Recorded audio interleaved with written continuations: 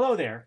My name's Ed Brody, and I'm going to read you another story in the sequence of stories from the 50 Years of Oziana, sponsored by the International Wizard of Oz Club.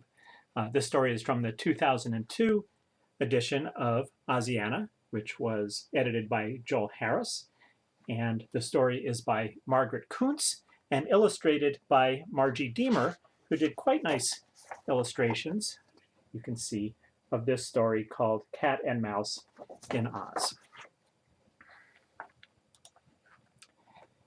by Margaret Koontz. Sky was a very angry cat.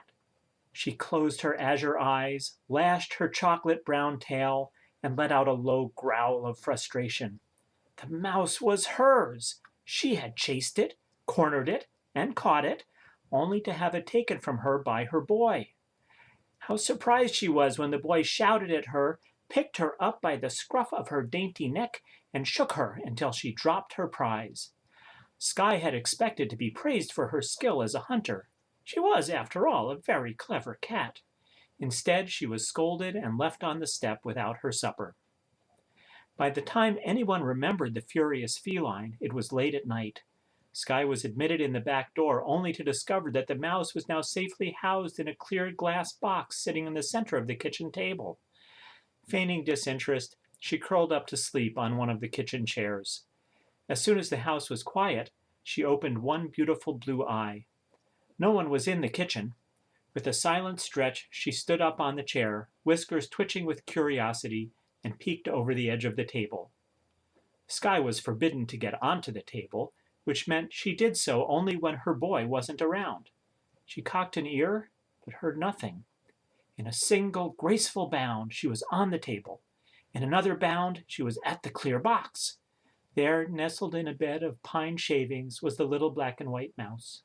Sky batted the clear box with a delicate brown paw, waking the mouse and causing it to scurry in terror to the far corner of its container. She dashed around the box and batted again at the smooth, hard glass.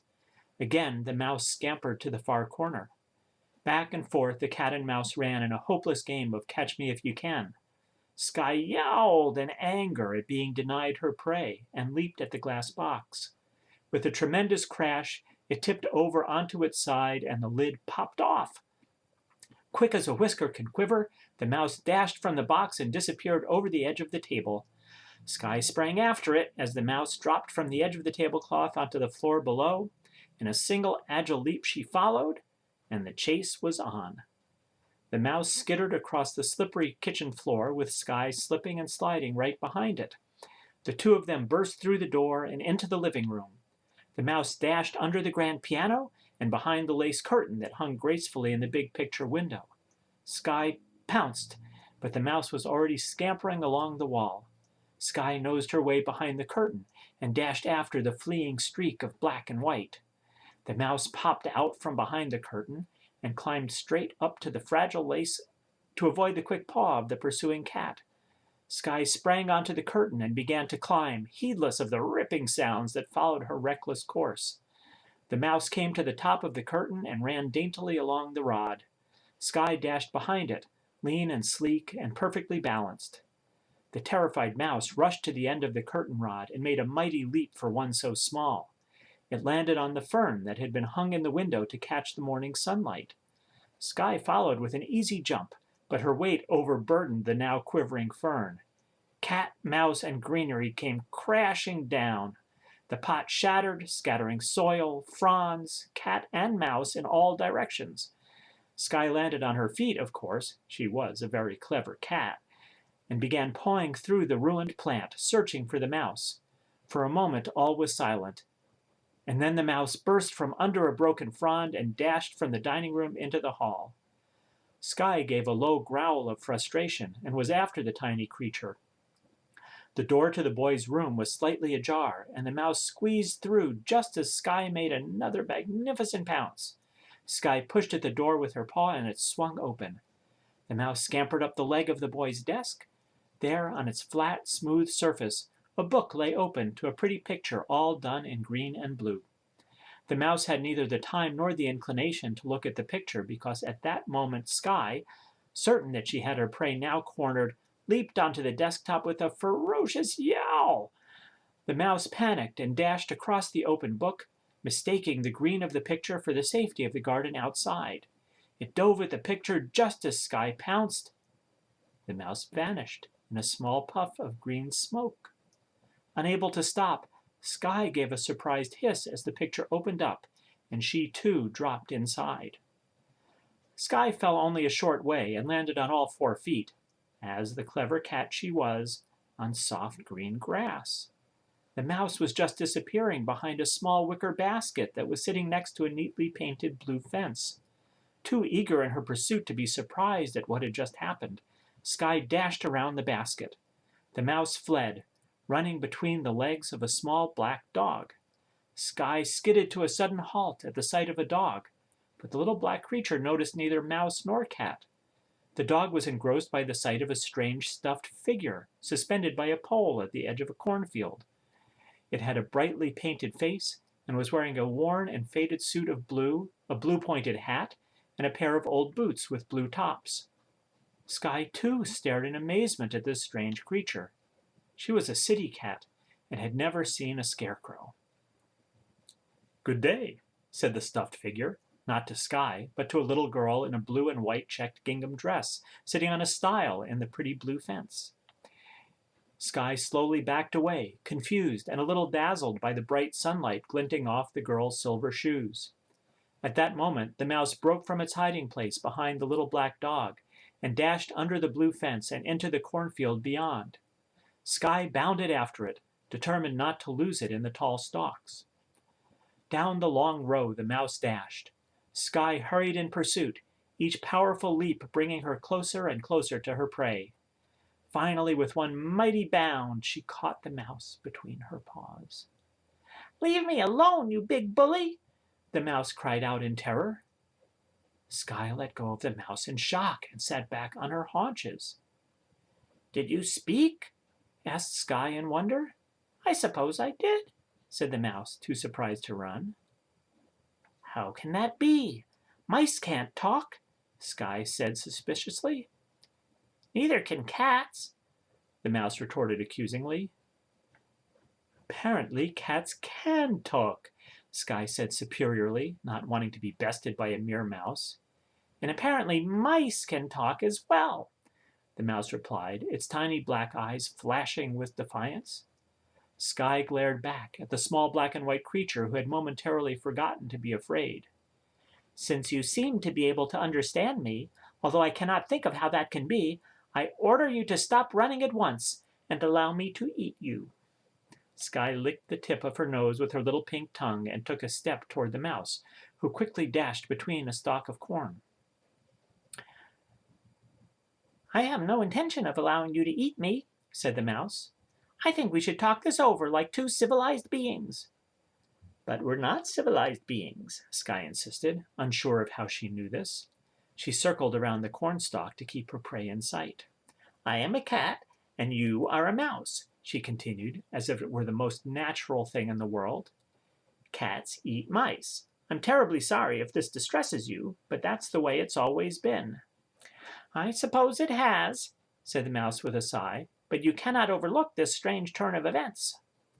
"Strange to you, perhaps," Skye said arrogantly, "but you must remember that I am a cat, and cats always land on their feet."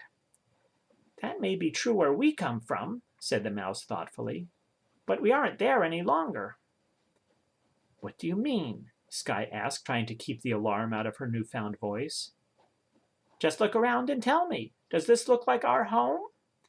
Skye took a few graceful steps to the edge of the cornfield and peered out. The blue fence stretched along a road made of bright yellow brick. Beyond the cornfield was a little round house with a domed roof, all painted in shades of blue. "Well," said the mouse, coming to join the cat at the edge of the field. "This certainly isn't our backyard," Skye said. "That is clear," said the mouse. "But if it isn't our backyard, then where are we?" "In Oz," a harsh voice croaked above them.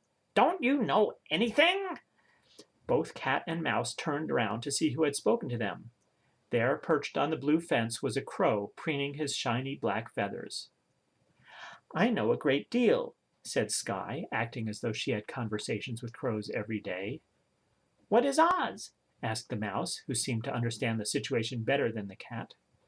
Oz is a magical fairyland inhabited by the most wondrous assortment of creatures found anywhere, the crow replied proudly.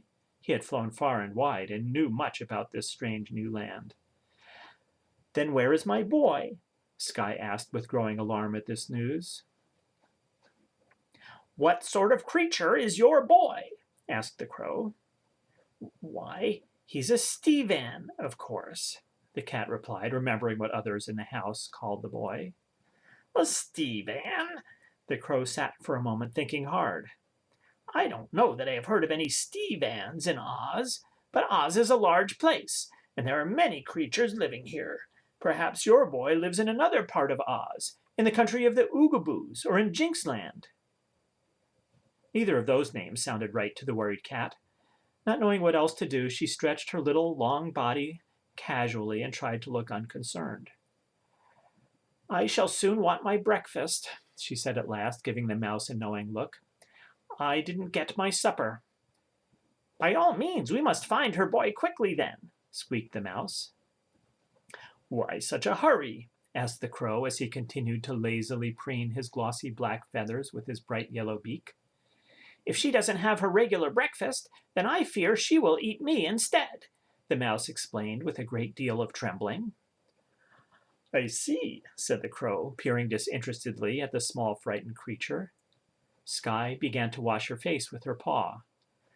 I am hungry, and after I've had my wash, I shall want my breakfast.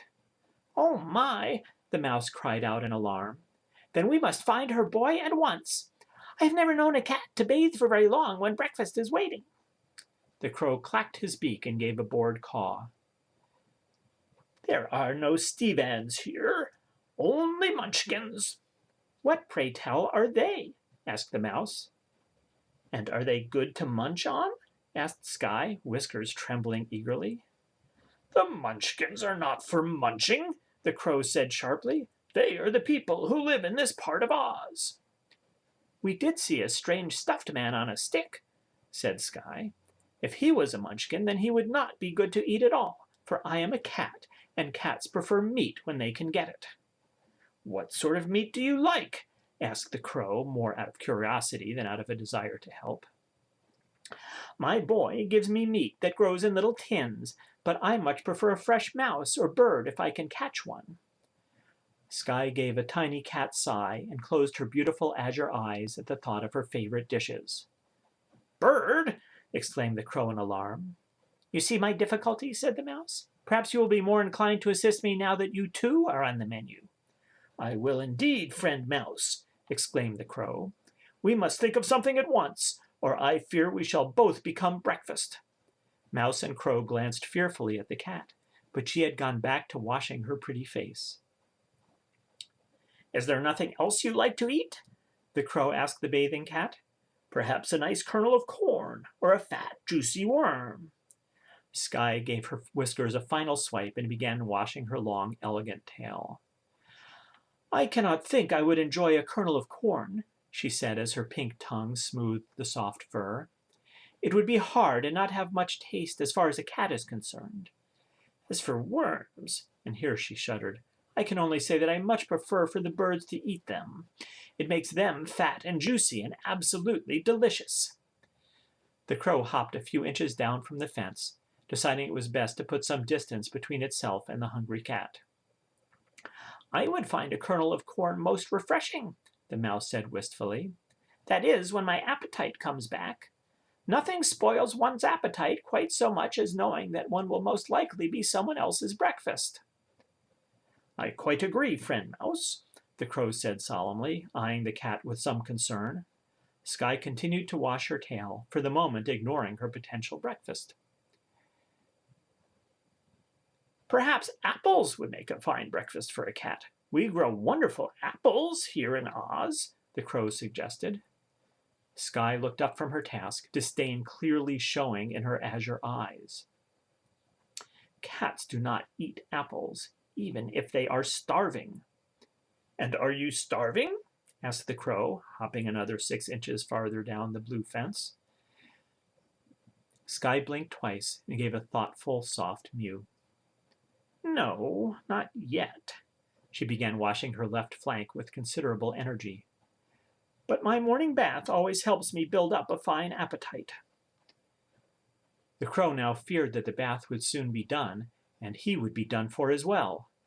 Perhaps it would be best now, friend Mouse, if you scampered away as fast as you can into the cornfield, and I took flight to escape our dreadful fate, he suggested. You could try, Sky said as she turned her attention and her tongue toward her right flank. But my sense of smell is quite keen, and I will be able to track the mouse no matter where it hides. At this the mouse began to shudder and tremble all the more fiercely. As for birds, well, that is no matter. Sooner or later you must roost to sleep, and I will catch you then. The crow cawed in dismay, and the mouse covered its eyes with its tiny paws and tried to think. Do you suppose that there are any trees around here that grow the cat food tins that Sky is fed from each morning? The mouse asked at last. I have never seen one, but they must exist. I have flown far and wide over the beautiful and magical land of Oz, and have seen many strange and wonderful things, the crow cawed proudly. But I have never seen a tree with tins of cat food growing from its branches. Perhaps they only grow where my boy lives, Sky suggested, and even he must travel far to bring them to the house. Besides, I cannot wait for you to search all of Oz before I have my breakfast. I am quite hungry now. With that dreadful pronouncement, Sky began to lick the fur of her left shoulder. The crow hopped another 6 inches down the blue fence, and the mouse began to run in a tight little circle, whimpering and snuffling as it went. Oh dear, oh dear, oh dear, oh dear, it cried as it ran. What is to become of me? There must be something here in Oz that a cat can eat besides mice and birds. Are there no other cats here? Why, yes, the crow said, suddenly cheering. The farmer's wife keeps one as a pet, and although it is quite an ordinary cat and hardly says 2 words together. Another cat? The mouse exclaimed hopefully. And what does the farmer's wife feed this cat? The mouse cast a fearful eye on Sky, who finished with her left shoulder and now was washing her right shoulder. Why, milk, of course, the crow replied. Sky looked up suddenly from her right shoulder. Milk, you say? Is there a house nearby where there is milk? There is indeed, said the crow, pointing with one claw to the little blue house they had noticed earlier. You can see it just down the road there. I am quite finished with my bath, said Sky, and quite ravenously hungry as well. Then I suggest, squeaked the mouse in fright, that we go to the house and inquire about a bowl of milk as soon as possible. Fortunately for the mouse and the crow, Sky much preferred a bowl of milk to any other kind of breakfast. The crow led the way to the farmhouse by hopping along the fence, promising to introduce them to the farmer's wife and her cat as well. They soon arrived at the round blue house with the odd domed roof. The crow cawed 3 times, and the farmer's wife poked her head out the window. She was a short, round Munchkin woman, dressed all in blue, with many a ruffle and frill. Her cat, a large gray tabby with dark green eyes, hopped up onto the windowsill and glared at the stranger suspiciously. Send them away, it commanded. I'll do no such thing, you jealous creature, the woman said as she opened the door and invited the trio inside. The disagreeable cat gave a soft hiss to show his displeasure, and then curled up on the sunny window ledge for a nap. Soon Sky had a bowl full of warm milk, fresh from the farmer's cow, and the mouse and the crow were enjoying a plate of corn kernels the farmer's wife had thoughtfully prepared for them. Sky licked up the last drop of milk and sat back on her haunches with a satisfied sigh. That was an excellent breakfast, she purred. Better than mice or birds? The mouse inquired timidly. Oh, much better, Sky replied happily. You don't have to catch a bowl of milk before you can eat it. And will you be wanting to eat again any time soon? The crow asked. No, I'm quite full now, Sky said, purring even more loudly. I'm ready for my morning nap and wish to return home to my boy. I always take my morning nap curled up beside him on his bed. Where is your home? Asked the farmer's wife. I don't know exactly, Sky replied, but I do know that it isn't in Oz. How did you get here then? The kindly woman asked. I believe we fell through a picture in a storybook, the mouse squeaked. A storybook, you say? The woman grew quite excited at this. Why, my son has a wonderful storybook with lots of pictures in it. It's about a boy who lives in a place called Americaw. Americaw? I don't think I've heard of any place like that, Sky said. Americaw? Said the crow thoughtfully. It sounds like a good place for crows. We might as well go and take a look, suggested the mouse. The little munchkin woman led the three animals to a tiny room with a little blue bed. On the blue coverlet lay open a child's storybook with a picture of a sleeping boy. Why, that's my Stephen! Exclaimed Sky with delight as she examined the book. Then we can go home? The mouse asked hopefully, whiskers twitching with delight. It's worth a try, said the crow. The mouse quickly scampered up onto the bed and leaped at the book. It disappeared into the picture with a tiny puff of green smoke. Well, said Sky, I shall try it next. In a single graceful leap she was on the bed, and with another bound she too disappeared in a puff of green smoke. The next moment both cat and mouse were standing on the rumpled bed of Sky's boy. Sky settled down at once in the crook of his knees for her morning nap. The mouse scampered off the bed with a tiny squeak and ran down the hall. It scrambled up the leg of the table and back into its tipped box, where it nestled down in the pine shavings to sleep until the household awakened. And that is the story of Cat and Mouse in Oz by Margaret Koontz, illustrated by Margaret Deemer, who also drew the crow.